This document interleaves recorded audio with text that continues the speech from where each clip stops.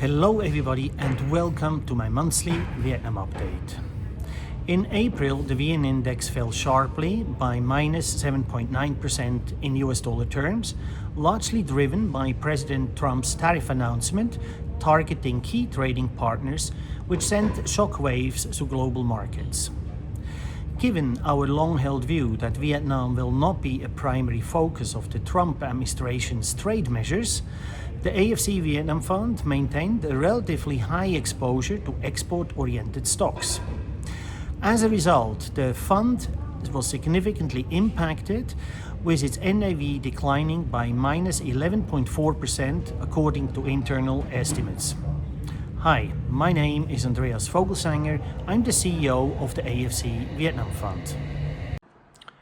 Don't forget to subscribe to our YouTube channel in order not to miss any updates. Thank you. Welcome to the Deep Dive. Today we're jumping straight into, well, quite a bit of economic turbulence from last April 2025. Yeah, things got pretty wild for a bit there. Definitely. We're looking at the global stock market reaction to those new U.S. tariffs, but really zooming in on Vietnam. How did its economy handle that initial shock? Seems like a story of resilience there. It really does. It's a fascinating case study. The global reaction was pretty dramatic, as you'd expect, but Vietnam's navigation of it all, that's worth a closer look, absolutely. Okay, so let's anchor this. April 2nd, 2025. President Trump announces this big shift in U.S. trade policy. Yeah. A blanket 10% tariff on everything coming in. Pretty much, yeah. But then, crucially, much higher rates for specific countries, China obviously facing a huge 54% tariff. In Vietnam, that was a surprise, wasn't it? Initially looking at 46%, that's massive. Exactly. A huge potential hit. Cambodia, Laos, Thailand also got significant hikes, so the market reaction, well, it was pretty swift. Swift and sharp, I imagine. What did we see? Oh, yeah. Between April 7th and 9th, a major global sell-off. Just shows how worried everyone was about trade disruption. Give us some numbers. How bad was it? Well, the VN index in Vietnam itself plunged 16.9%. The Hang Seng was down 13.2%. Nikkei, 12.8%. Wow. Even the U.S. market. Even the S&P 500 dropped 12.1%. It really drove home how interconnected everything is, and how sensitive markets are to these big policy shifts. And it wasn't just the U.S. imposing tariffs, was it? China responded pretty fast. Immediately. April 4th, they announced their own 34% tariff on U.S. goods, banned 11 U.S. companies. And the rare earths restriction, that's always a big one. Right. Critical for tech. Plus anti-dumping investigations. It really felt like, okay, here we go. Proper trade fight. And it escalated from there. It really did. Trump threatened more tariffs. Then China, April 7th and 8th, banned another 15 U.S. defense firms, targeted U.S. agriculture. So Trump retaliated again? Yep. Raised the tariffs on China to 104%, effective April 9th. Just boom. And China's response that same day? They hit back again. Raised their tariffs to 84%, lodged a WTO complaint, put out a white paper slamming U.S. protectionism. It was intense. Back and forth, escalating daily. Sounds like a full-blown crisis brewing. But then something shifted. April 9th again. Yeah, a bit of an unexpected turn. Trump announced a 90-day suspension on those new tariffs he'd just announced. A suspension? Yeah. Okay, but there was a catch, right? A big one. At the same time, he jacked up the duties on China even further to 125%. That included an existing 20% tariff related to fentanyl products. So pause for most, but more pressure on China. And what about Vietnam's proposed 46%? That got temporarily knocked down to 10% during this 90-day window. A huge difference, obviously. How did the markets take this rather complicated news? They like the temporary pause and maybe the differentiated approach. We saw a bit of a rebound. S&P 500 up 9.5%, Nikkei up 8.1%. In Vietnam's market. The VN index recovered 6.6%. So some relief, but, not a full recovery by any means. And China's next move? By April 11th, they matched that 125% tariff on U.S. goods.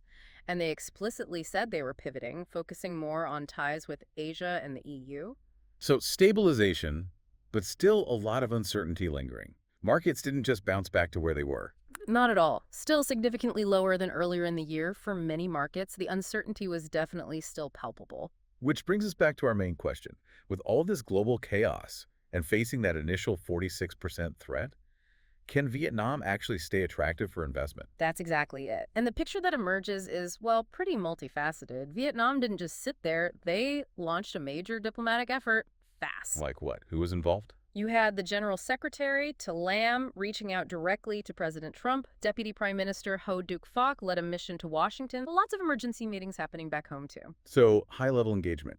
Did it work straight away? I heard there was some resistance. There was initially, yeah. Figures like Peter Navarro were reportedly quite resistant, but Vietnam kept pushing, kept engaging. And they managed to get formal talks scheduled after the 90-day suspension was announced. Yes, that's key. Securing those formal talks means there's a channel, a process to actually negotiate and find solutions.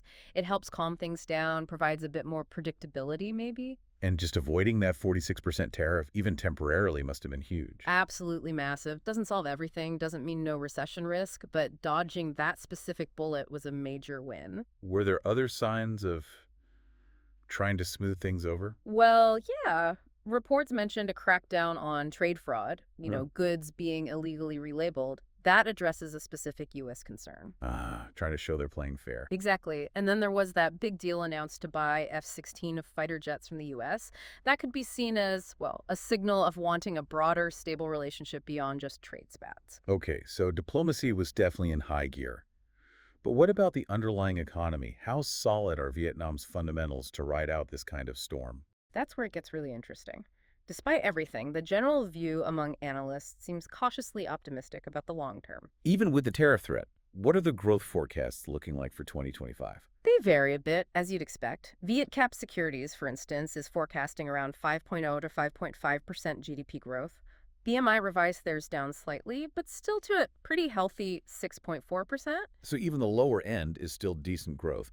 What's underpinning that optimism? Several things, really. Key pillars supporting the economy. One big one is their network of free trade agreements. Right, they have quite a few, don't they? Like the EVFTA with Europe. Exactly. EVFTA, the CPTPP, the Big Pacific Deal, RCEP, the regional one, plus ASEAN membership. It's a wide network. And they've got those comprehensive strategic partnerships, too, with the U.S., China, Japan. Over 10 countries, yeah. China, Russia, U.S., Japan, Korea, Australia, India. Major players. It diversifies their trade relationships massively. They aren't just reliant on one market. And does it actually translate into trade, that EU deal, the EVFTA? Oh, yeah. Since it started in 2020, Vietnam's exports to the EU have grown on average about 18% per year. 18%? Wow. In what sectors mainly? Electronics, textiles, agriculture, key Vietnamese strengths. The reduced tariffs make them more competitive there. And the other deals? CPTPP and RCEP? How do they help? They're huge magnets for foreign direct investment, FDI. Companies from Japan, Australia, even the U.S. see Vietnam as a good base within those trade blocs. It gives them better access to all the member countries, often with lower costs. Makes sense. Okay, another pillar seems to be government spending. Big investment plans. Huge plans.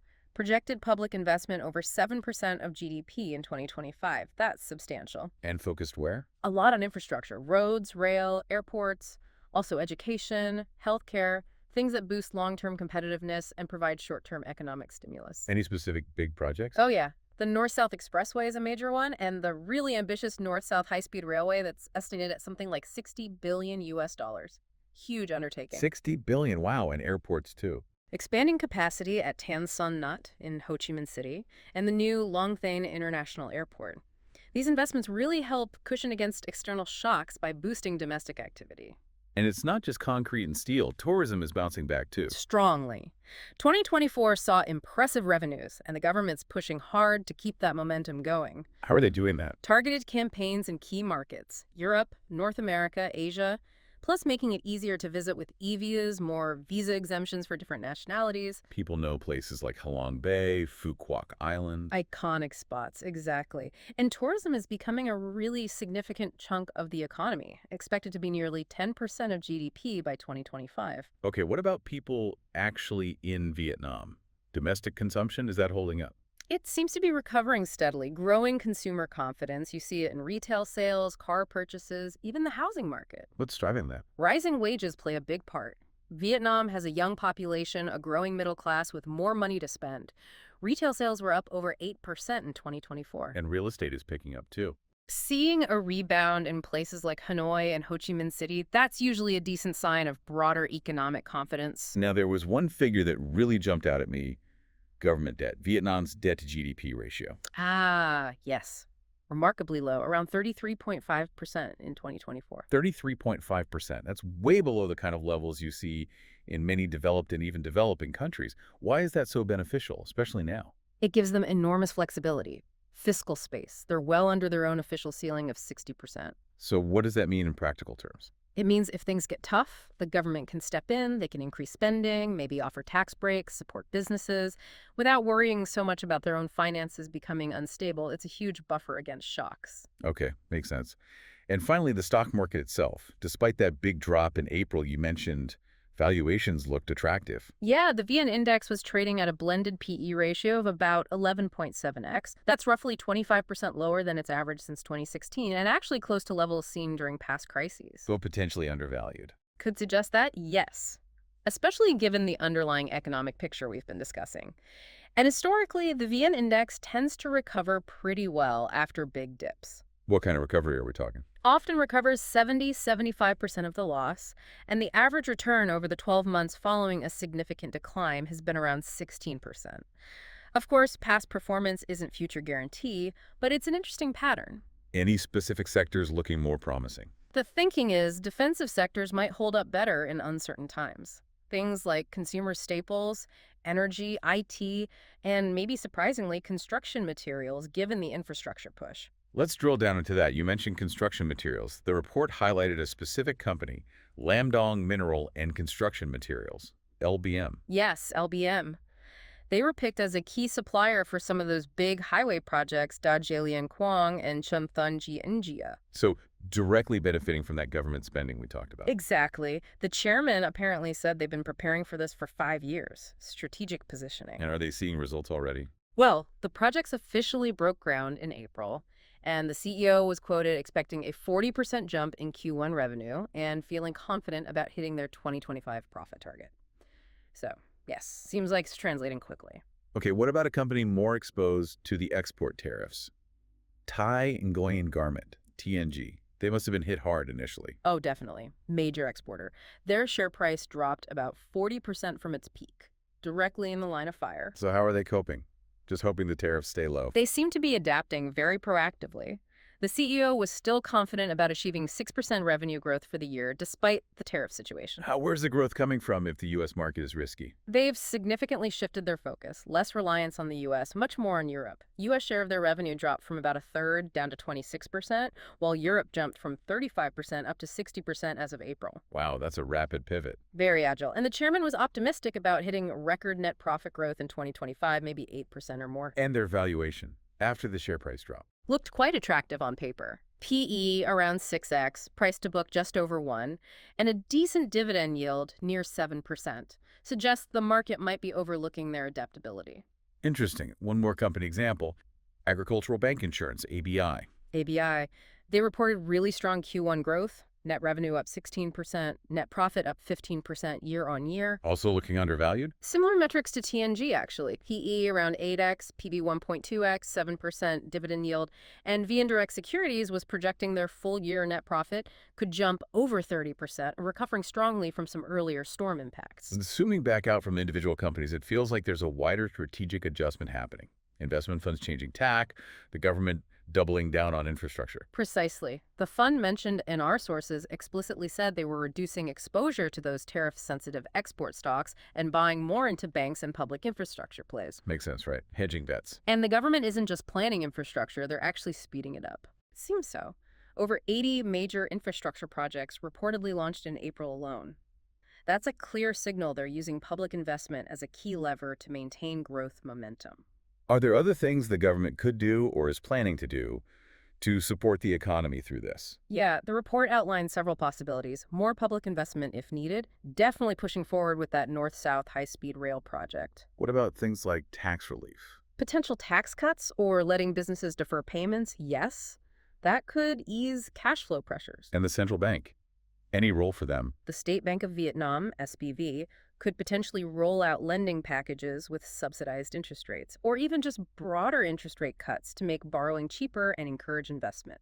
Lots of tools in their toolkit. And despite all the turbulence in April, the actual economic performance leading up to it was strong. Q1 2025. Remarkably strong, actually. Q1 GDP growth came in at 6.93% year-on-year. 6.93%. That's very high. It was the highest first-quarter growth rate they'd seen from 2020 through 2025. Really shows the underlying momentum. What drove that strong Q1 performance? It was broad-based.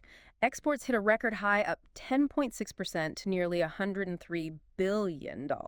Exports were up, even with the trade tensions brewing. Surprisingly, yes. Exports to the U.S. in particular surged over 21% in Q1. FDI disbursement was up over 7%. Domestic consumption grew almost 10%.